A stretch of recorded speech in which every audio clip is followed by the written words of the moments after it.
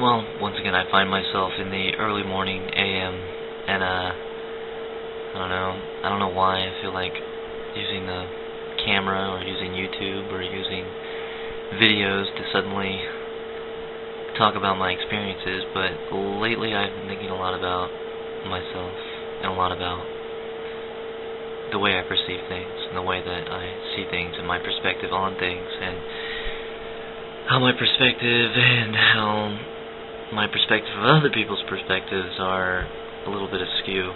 But I guess right now I sort of have a story to talk about, to tell. And it's probably boring.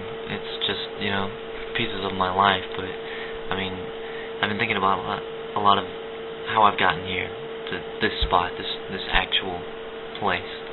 And I guess my story begins about half a year ago in, I guess around August, actually before that, probably in the summer. In August, I broke up with my boyfriend, who I had been dating for almost 4 years. It would have been 4 years in October. And he was a really great guy. He was really amazing. He loved me unconditionally. I think I'm probably a fool for giving up that sort of relationship. I think a lot of people would feel lucky to ever even experience what I was able to experience at that time.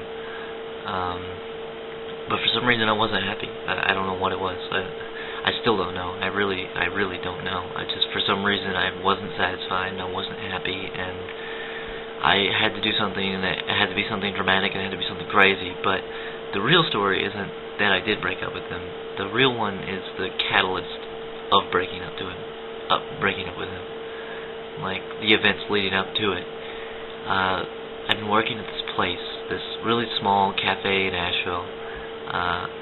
We were called Rise and Shine Cafe, and we were this morning eatery, bakery sort of thing. We made, croissants and biscuits, and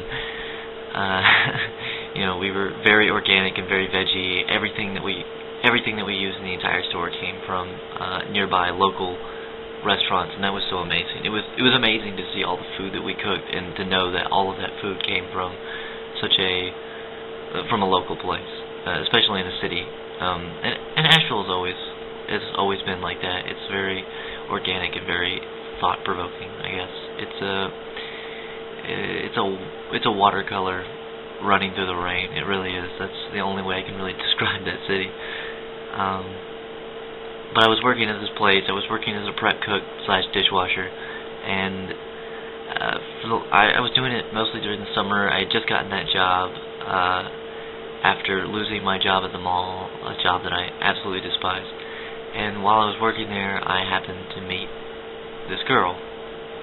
Now, as a man who was dating another man at the time, and had been dating that person for a really long time, there was there was no precursor to this. I hadn't thought about dating a woman in quite a while, or even thinking romantically or fantasizing in a way about women in quite a while. So, but I've never been against that. I don't really think sexuality is definable. I don't think the terms that we have are even remotely close to what they need to be. But the strange thing about this girl wasn't that I had met her and I thought that she was interesting and likable and pretty. And it was that before I had met her, I had dreams about her. And I know that sounds strange, but I've had lots of dreams, things, I recall deja vu. And I will meet people before I've actually met them. And I don't know, I suppose because I had a dream about her, and it was a strong, powerful dream, with a lot of imagery and a lot of, I guess, I hesitate to even say this, like, prophetic value to me. I guess I began to fantasize about this life that I had seen in this dream. And the dream was beautiful. In the dream, I remember it was, I hate to even go into this because I don't want to offend her or scare her if she ever somehow was to find this on the internet, or anywhere for that matter. But the dream I had of her was that we had we had been in a very intimate position, and it was morning, and there was sunlight coming through the window, and everything was this haze of color from the light coming through the window. And in the dream, we were being very intimate, and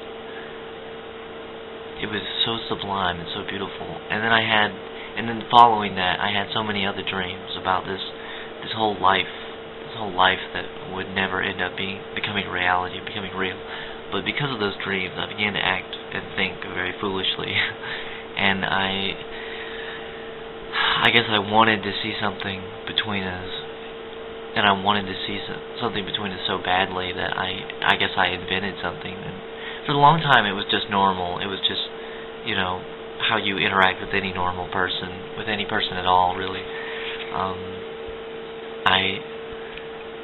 We were just working together, and that was all there was to it. But secretly, I had began to build these feelings for her, and at work, I would ask her silly questions and silly things, and I guess flirt with her a bit, as well as I knew how to flirt. I had never really done well with women or with girls, so I don't even know what I was doing. I was just sort of doing something, and that was more important to me than whatever outcome came. I just felt like I needed to do something to get her attention. But ultimately, it came to this really quick, really fast, spontaneous cataclysm that ended my relationship and ended my time in Nashville and began this crazy sojourn away from the city. I was at work one day, and I had really begun to actualize my feelings and think about them and process them very literally and say, I am feeling things for her. I am wanting things. I do have desires for her. And I was talking to one of my friends online a lot, and he was basically just telling me to, be truthful, be honest, because it would be a shame,